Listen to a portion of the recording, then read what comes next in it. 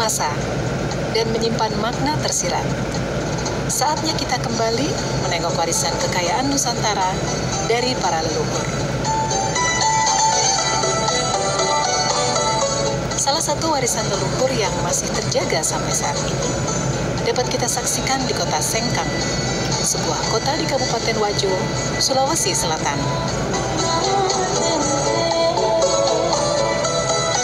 Secara sosiologis dan budaya, Kabupaten Wajo memiliki kekayaan budaya dan kekayaan alam yang menakjubkan. Di daerah ini ada Danau Tempe yang dikenal sebagai penghasil ikan air tawar.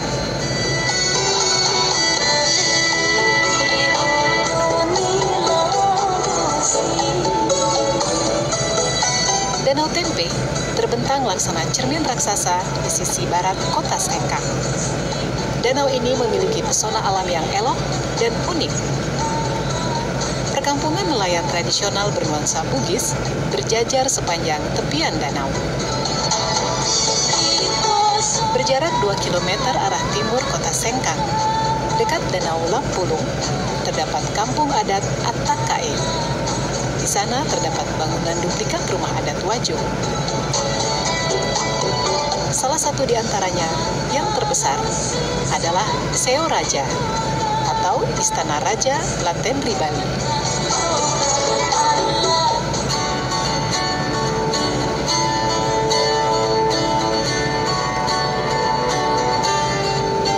Ada yang khas dari masyarakat Bugis sebagai suku asli yang mendiami wilayah Kabupaten Wajo, yaitu keberadaan kain tenun sutra Sengkang. Menurut cerita turun-temurun dan beberapa literatur, kain tenun sutra Sengkang telah ada sejak ratusan tahun silam.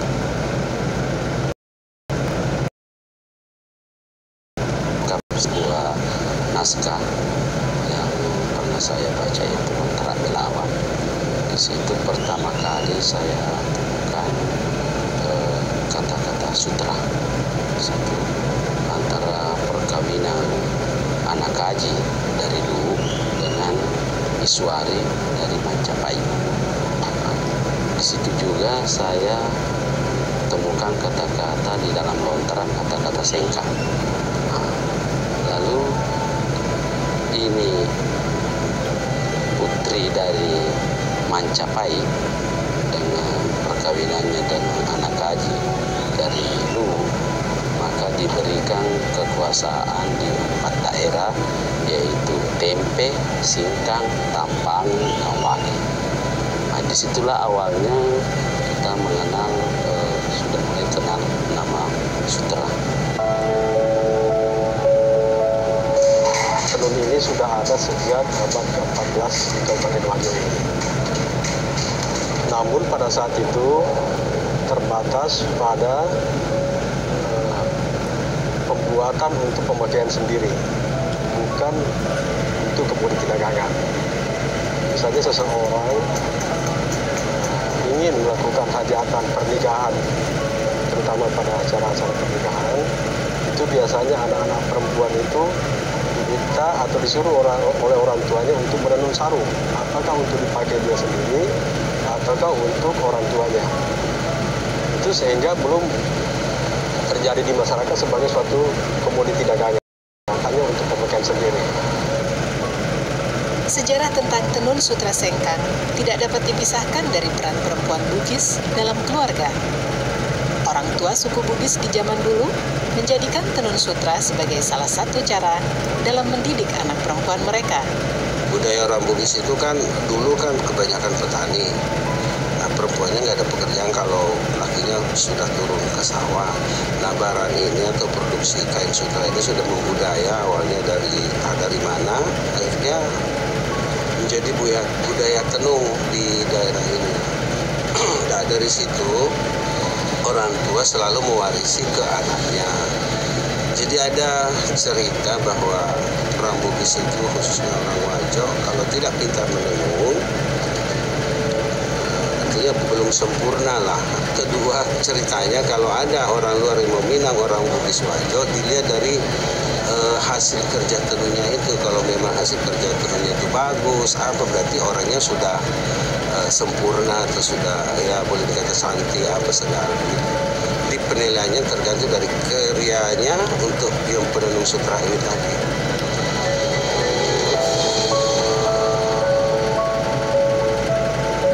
Salah satu cara untuk mendidik anak-anak perempuan zaman dulu agar supaya perempuan-perempuan ini bisa menjaga diri kepada hal-hal negatif, sehingga lebih banyak dianjurkan atau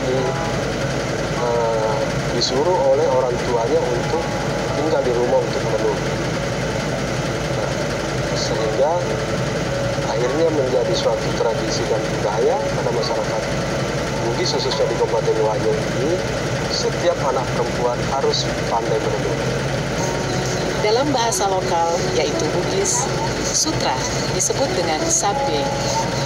Menengok ke masa yang lalu, aktivitas masyarakat Wajo dalam mengelola sutra sudah dilakukan secara turun-temurun, baik dalam skala industri rumah tangga maupun industri menengah.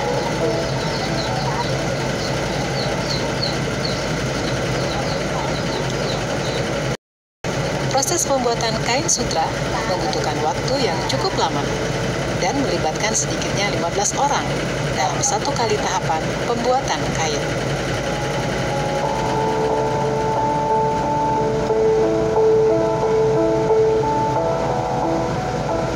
Sebelum menjadi benang sutra, ada proses yang cukup panjang yang dimulai dari peternakan ulat sutra.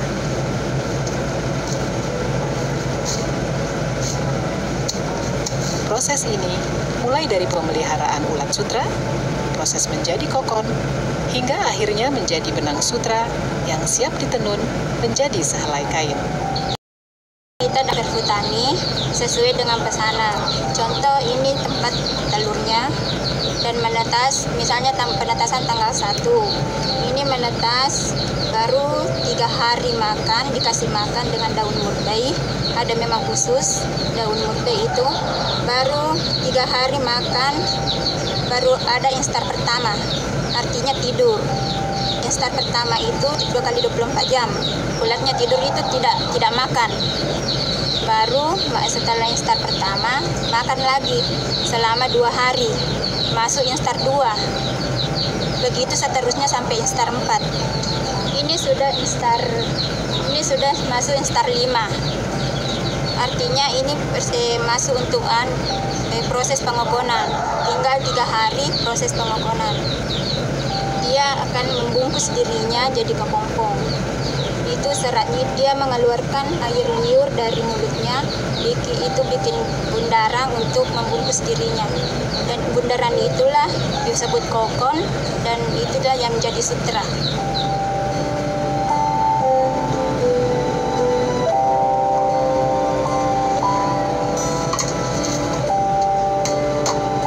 Dalam proses pembuatan benang sutra menjadi kain sarung sutra, masyarakat pada umumnya masih menggunakan peralatan tenun tradisional, yaitu alat tenun gedogan atau masyarakat Sengkang menyebutnya alat tenun walida.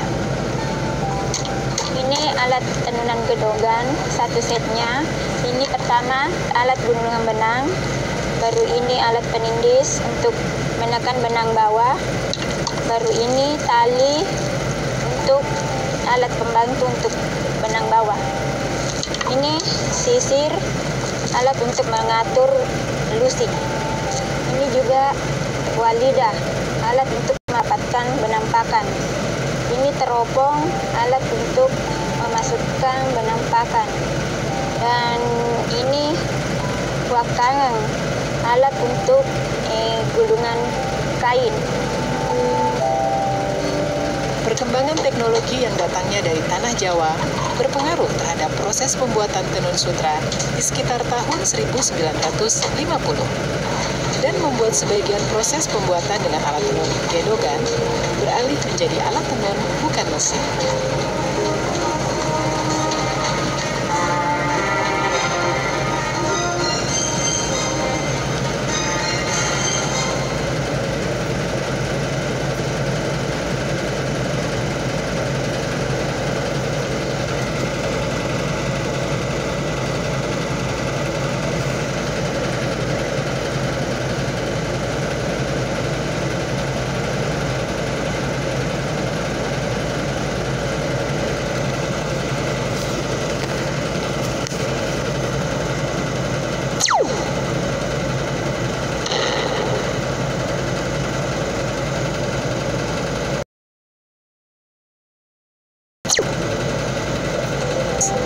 Halo teman-teman,